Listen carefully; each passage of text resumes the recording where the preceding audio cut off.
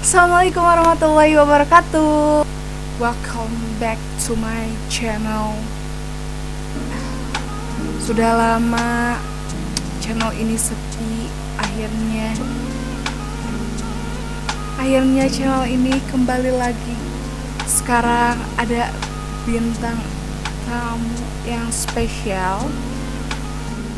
Kita sambut aja. Halo, selamat datang. Hai, halo. Assalamualaikum warahmatullahi wabarakatuh. Perkenalkan, nama saya Marwana Sadistira dari program studi farmasi Universitas Muhammadiyah Bandung. Kak, hari ini kita akan bahas apa nih, Kak? Hari ini kita akan membahas peranan positif dan negatif mikroorganisme dalam kehidupan manusia. Mikroorganisme itu apa ya, Kak?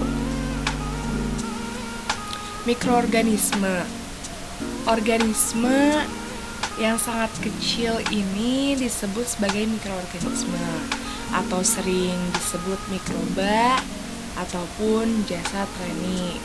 Mikroorganisme merupakan makhluk hidup yang sangat kecil dan sangat penting dalam memelihara keseimbangan ekologi dan keseimbangan ekosistem di bumi.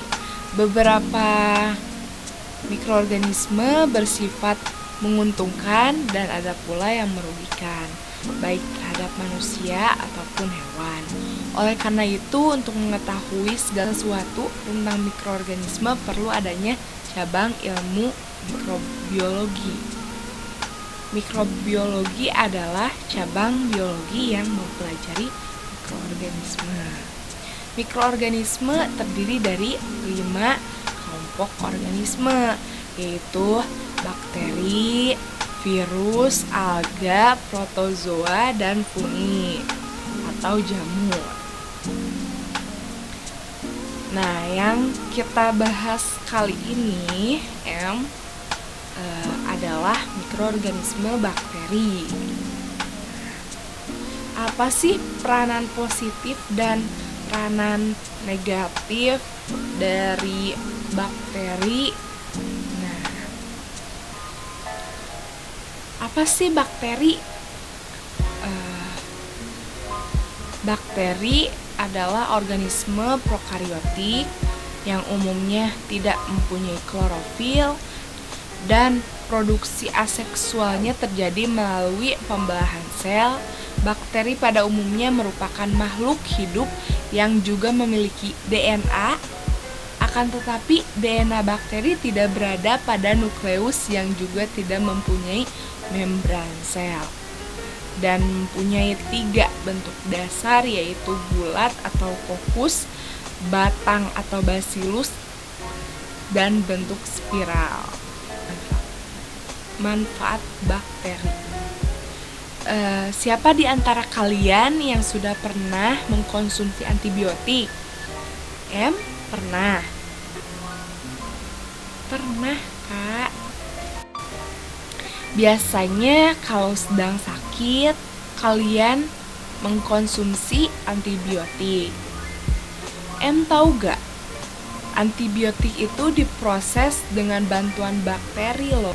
Wah, jadi bakteri itu ada manfaatnya, Kak? Ada dong.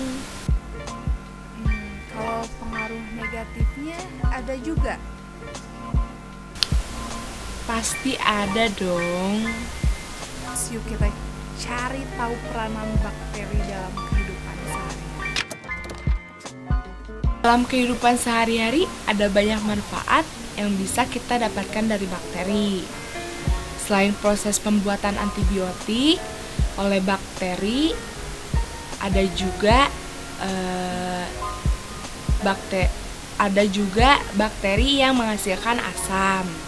Bakteri penghasil asam antara lain Acetobacter, Propionibacterium, dan Clostridium botricum. Bakteri Acetobacter menghasilkan asam asetat. Proses pembuatan antibiotik oleh bakteri Streptomyces griseus, Streptomyces aureofaciens, Bacillus brevis, dan Bacillus subtilis. Bakteri apa yang berperan dalam proses pembuatan olahan susu? Seperti yogurt. Bakteri apa, Kak? Bakteri yang berperan dalam proses pembuatan olahan susu seperti yogurt. Kalian yang suka yogurt, nah bakteri yang di dalamnya adalah bakteri Lactobacillus casei, Lactobacillus bulgaricus, dan Streptococcus lactis Juga turut berperan. Ketiga bakteri tersebut tidak hanya pengolahan yogurt, tapi juga mengolah produk susu yang lain. Atau kalian ada yang suka makanan nata de coco. Nah, bakteri Acetobacter pseudomonas berperan dalam proses pembuatan nata de coco. Kak, selain membuat makanan, ada apa lagi? Nah, selain untuk membuat makanan, bakteri juga membantu menghasilkan biogas dan mengikat nitrogen. Bakteri penghasil biogas adalah kelompok Bacteroides dan kelompok Enterobacteriaceae, sedangkan bakteri pengikat nitrogen antara lain adalah Rhizobium radicicola dan Nitrosococcus.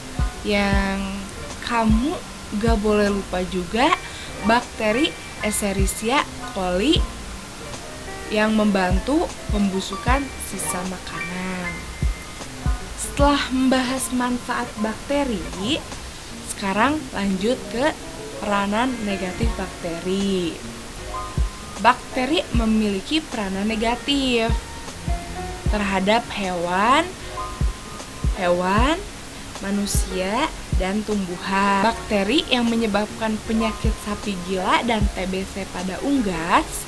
Bakteri yang menyebabkan penyakit sapi gila adalah Bacillus anthracis. Sedangkan yang menyebabkan TBC pada unggas adalah Mycobacterium avium. Apakah atau kalian penonton di rumah pernah sakit tipes sebelumnya? Nah, penyakit tersebut disebabkan oleh bakteri Salmonella typhosa. Penyakit TBC dan tetanus juga disebabkan oleh bakteri loh. Bakteri apa yang menyebabkan TBC? Nah, bakteri Mycobacterium tuberculosis, sedangkan yang menyebabkan tetanus adalah Clostridium tetani. Bakteri juga merugikan tumbuhan. Bakteri dapat menyebabkan bercak coklat pada tanaman anggrek dan menyebabkan rebah pada tanaman pepaya. Bakteri yang menyebabkan bercak coklat pada tanaman anggrek adalah Pseudomonas cattleya, dan yang menyebabkan rebah pada tanaman pepaya adalah Bacterium pepaya. Wah, ternyata banyak juga ya peranan bakteri dalam kehidupan kita. Diingat ya supaya tidak tertukar. Mikroorganisme yang dipandang sebelah mata atau dianggap berbahaya oleh manusia pada umumnya karena dianggap sebagai penyebab dari berbagai macam penyakit, ternyata juga memiliki banyak manfaat bagi kehidupan manusia. Allah berfirman dalam surat Al-Furqan ayat 2 yang artinya, yang kepunyaannya lah kerajaan langit dan bumi, dan dia tidak mempunyai anak, tidak ada sekutu baginya dalam kekuasaannya, dan dia telah menciptakan segala sesuatu dan dia menciptakan ukurannya dengan serapi-rapinya. Ayat ini menjelaskan bahwa Allah menciptakan segala sesuatu dengan kesempurnaannya. Tidak ada satupun di dunia ini yang diciptakan dengan cacat, lalai, atau tidak sempurna.